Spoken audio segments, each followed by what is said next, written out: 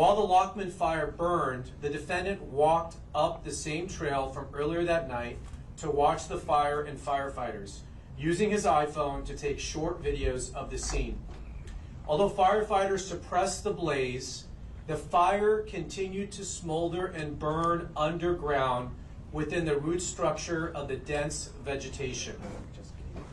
So that fire started on January 1st, and it smoldered underground for about a week until on January 7th, heavy winds caused this underground fire to surface and spread above ground, causing what became known as the Palisades Fire, one of the most destructive wildfires in Los Angeles City history. Law enforcement got to work and by January 24th had identified and interviewed the defendant.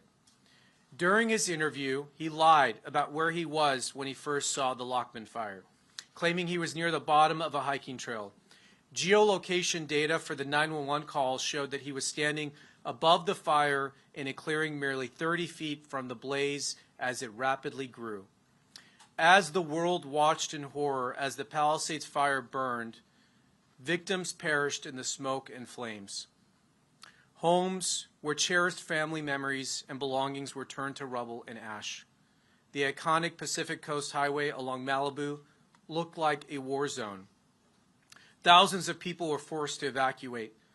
Though homes and businesses cannot be rebuilt, this arrest, we hope, will provide a measure of justice to all those who were impacted. We're going to do questions at the end, and we're going to get into more detail, but I want to thank the outstanding partnership we had in getting this case to where it's at. Thanks to the work of the ATF and investigative support from both the LAPD and the Los Angeles Fire Department and the U.S. Forest Service for their hard work in this investigation. I'm going to turn it over now to Kenny Cooper, who's the special agent in charge of the ATF Los Angeles Field Office. Thank you. Good morning. My name is Kenny Cooper. I'm the special agent in charge of ATF's Los Angeles Field Division. Today marks a significant moment in a long road to justice for our community. After more than 8 months of tireless, meticulous work, I stand here with our partners, proud to announce an arrest in connection to the devastating Palisade fires that claimed lives, destroyed homes, and shook this community to its core. Jonathan Rinderknecht, age 29, residing in Melbourne, Florida, was taken into federal custody by ATF special agents, a Los Angeles City Fire Department investigator, and a Los Angeles police detective. This partnership and arrest is significant in the three agencies working hand in glove to get this investigation to where it is. Rinderknecht, as the U.S. Attorney mentioned, is charged under Title 18-844F, malicious destruction by means of a fire of real property owned by an organization receiving federal financial assistance. I know this community has endured a long wait for answers. Families have carried an unmanageable grief, and an entire community has been left to heal while living with questions. Although we cannot share every detail of this investigation, it is still an active investigation, and judicial proceedings remain ahead. I can tell you this, from day one, ATF and our partners have been relentless. We made a promise to find answers, and we have kept that promise. To give you a sense of the work, I want to highlight the extraordinary level of cooperation between ATF and our partners. The Los Angeles City Fire Department, the Los Angeles Police Department, the Orange County Fire Authority, and the United States Forest Service. LA City Fire asked for our assistance, and within 24 hours, ATF's National Response Team arrived on scene. The NRT, ATF's NRT, is an elite team comprised of certified fire investigators, electrical and fire protection engineers, chemists, accelerant detection canine teams, and other experts. We arrived within 24 hours and got to work with our partners. We processed hundreds of acres of damaged fire, examining every inch for the smallest clue. Over the course of the last 8 months, investigators conducted hundreds of interviews, including witnesses overseas, and pursued more than 200 leads. We collected more than 13,000 items of evidence, including fire debris, digital data, DNA samples, all analyzed by ATF's state-of-the-art forensic lab. Our team carried out 500 scientific tests, supported by ATF's Fire Research Lab, the nation's only large-scale fire science lab dedicated to fire investigations.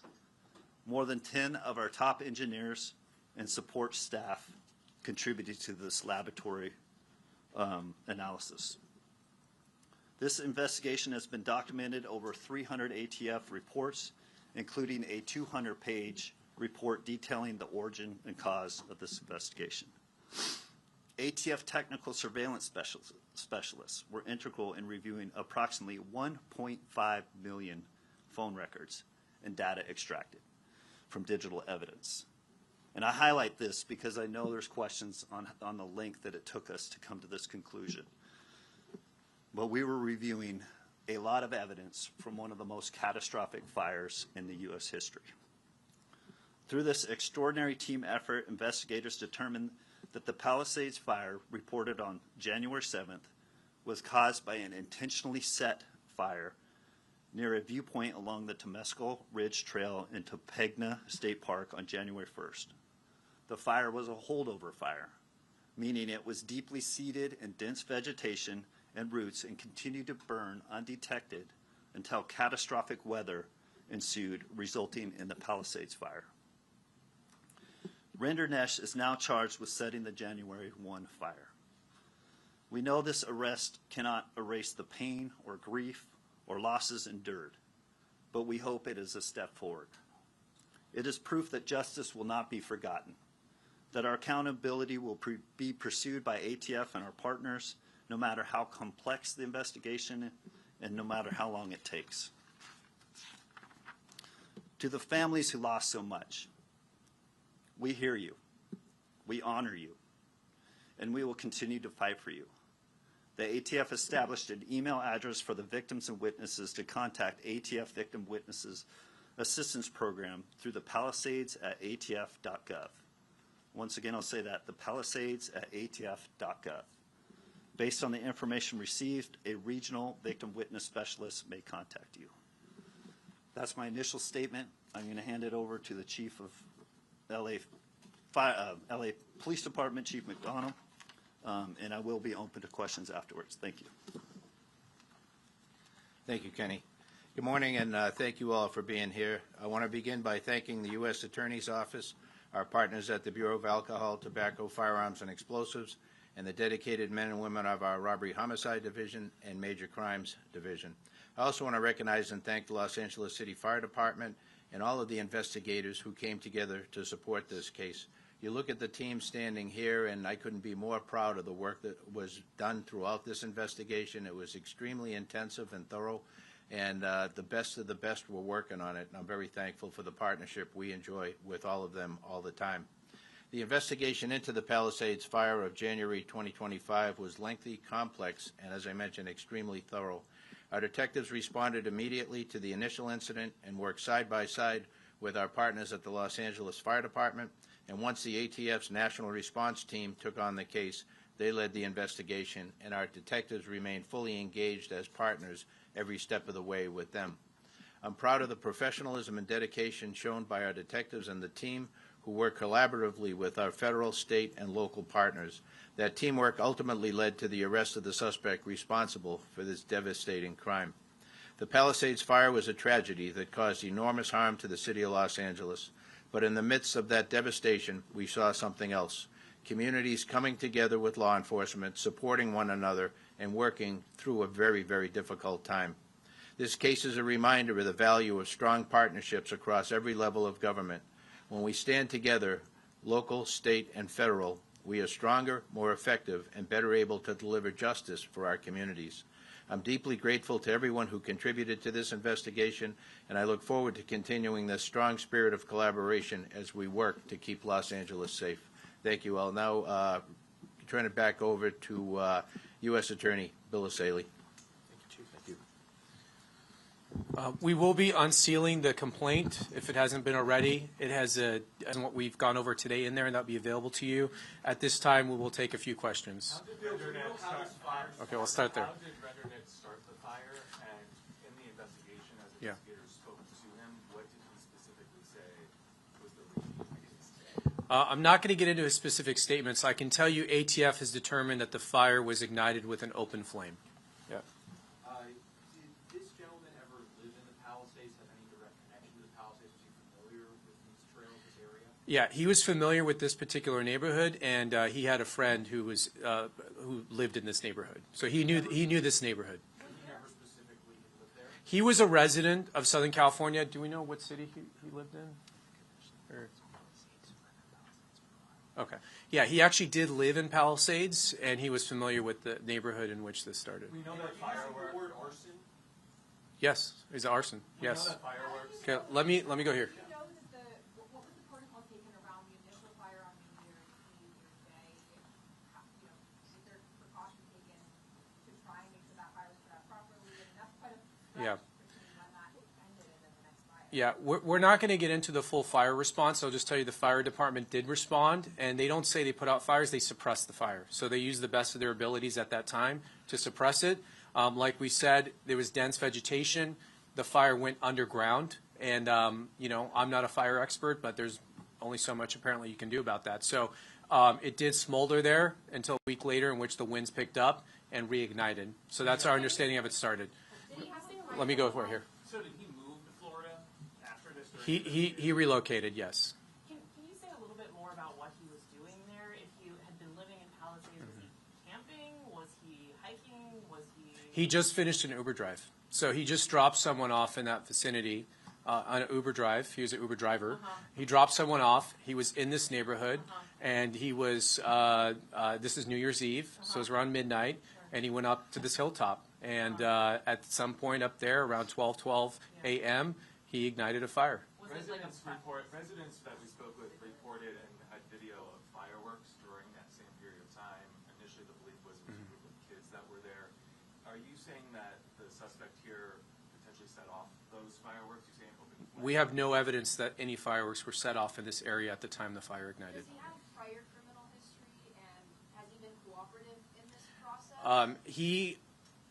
Does he have his criminal history? Remorse at all? Does he have criminal history? Yeah, he does not have criminal history. We're not going to get into his specific statements. We are going to tell you, though, that he did speak to us and he made false statements. So that we will confirm. What about motive? Do you have something for Yeah. on this phone that you shared? Any indication of what he was? We're not going to get into motive right now because we're going to have to prove this case in court in front of a jury, and we don't want to get into that right now. We are laying out the information we have in the complaint. The evidence is based on, you can see some of the key evidence, including the fact that he was the only person in this location at the time this fire ignited. We have no other indication that any other person was there. There were no fireworks at the time. We have several cameras in the vicinity that are there designed to detect fires, and this fire was detected almost right away by those sensors. So there's no indication of fireworks or other things that would have started this. He was the only person there. You heard about this music video and song he would listen to, which had imagery of fires. And then do we have the image up? Are we having trouble with that? And you could see some of his thought process in the months leading up, where he was generating some really concerning images up on ChatGPT, which appears to show a dystopian city being burnt down. So more evidence will come out at trial, but we're not going to preview the entire case at this time. Yes, ma'am. Is there an understanding that he relocated to Florida because he was aware that people might be looking for him? We don't have any information of that. It's very clear that this was a thorough investigation. The question is, obviously, so many things burned here, right? So how difficult was it to gather evidence? I mean, you're saying 13,000 items were gathered, following 200 leads. I mean, can you... Yeah, I'll let ATF answer that. There was a tremendous amount of work. I mean, we literally have like terabytes of evidence. So I'm going to let ATF answer the work that was done in this case, including the lab work. Yeah, Just to give us some perspective. some further perspective on the investigative process. So I know there's been speculation of other ignition sources, and I just want to assure everyone, ATF did not identify this suspect and focus specifically on this suspect. We still utilized our scientific process, and part of the lengthy time that it took to go over these thousands of acres that were burned is we literally had agents with our partners on their hands and knees crawling through fire debris. They're observing fire behavior patterns. They're flagging patterns. An example of that, fire will cause natural debris to twist and freeze in a position pointing to the origin. So looking at all those fire patterns, flagging those, ATF was able to zone to specifically get into the origin of where that fire started from. Once they dialed into the origin, using all the investigative techniques that they have, then they start really dialing into that very specific spot that fire was created. An example of a fire research lab, they collected buckets and buckets of debris, flammable materials, natural and otherwise, found within that area, sent it off to a fire research lab. They analyzed data from weather, including humidity, the exact temperature, the exact composition of those natural fuels found at that particular time, January 1st, at that particular time, recreated those environmental factors in our labs using their scientific process, then tested different ignition sources. And that's where 500 tests were conducted at that lab. That review process is then looked at by a panel of our experts in a peer review process to see if the science matches up with the theory and the actual evidence that was collected. I know it was also broadcast. We broadcasted it as a public safety announcement back in spring. We went up and recreated a fire very safely with our partners with LA Fire, using butane and scientific process to create the fire behavior to see, and I'll tell you, to the extent of the scientific expertise that we went through, we recreated it in the exact lunar time that the fire started, meaning the exact size the moon was, and as close to the starlit environment that fire started. So we could recreate scientifically a fire and see how fixed surveillance points saw that fire as it developed from other evidence that we collected, both from witnesses' phones, fixed surveillance points, and other data. We were able to see how that fire behaved, how it grew, the size of that behavior and that fire, and the size that it would be for witnesses to see it and report it. We went through exhaustive efforts to look at potential ignition sources, whether they were fireworks, whether they were down power lines, or any other source of ignition. They went down those investigative paths with exhaustive length to either rule them in or rule them out. With clarity, we know this is an incendiary fire and that the subject that we arrested started it. Would you say that this subject was obsessed with fire and wanted to do those images? Once again, that speaks to motive. That's not an element that we need to meet. That will be addressed in the trial. And we do have evidence of that for trial. What was the rap song? I'm not going to go into those specifics. I'll just highlight, we're not making a probable cause arrest. This team up here feels that we have met beyond a reasonable doubt. We are confident that the burden of proof by the government on this presumed innocent person will be met in trial. Based on the AI images that you did show, was it his intent to cause as much destruction to the town? You show the AI images for a reason, so it definitely leads to that impression. I would just like that on the record. I wish we could get into somebody's head, but we can't. People do evil things for whatever reason. And I'm not going to speculate or go into anything of that. Like, we have evidence of that will be addressed in trial, but evil people do evil things. Let me answer her real quick. Fire confirmed. Can you just talk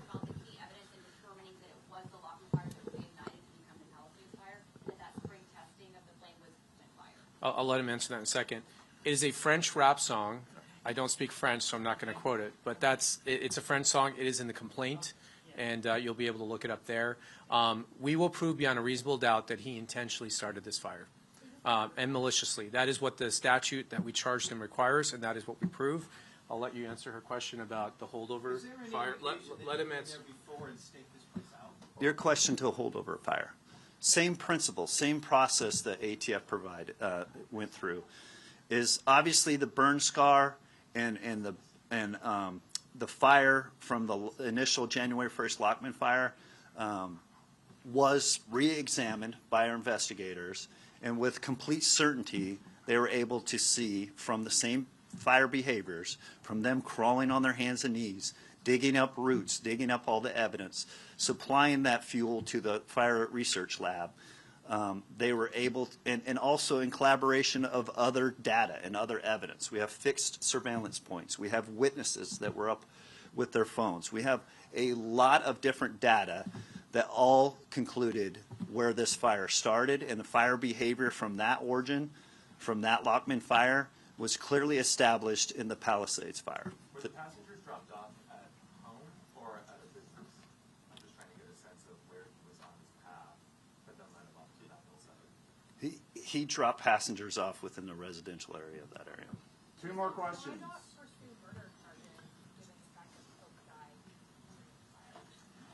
I can answer that. So right now, we've charged him on a criminal complaint. We have not determined all the charges he's going to face. We'll be presenting that evidence to a grand jury, and we will make decisions about additional charges at that time. So this is right now just a criminal complaint. We wanted to arrest him. We wanted to get him into custody, this will go to a grand jury shortly. Last question. Did the suspect return back on January 7th? Was he in the area considering he lived in the Palisades during that period? I don't know that we know that. Yeah, I'm not going to comment on that. He did go back the same night.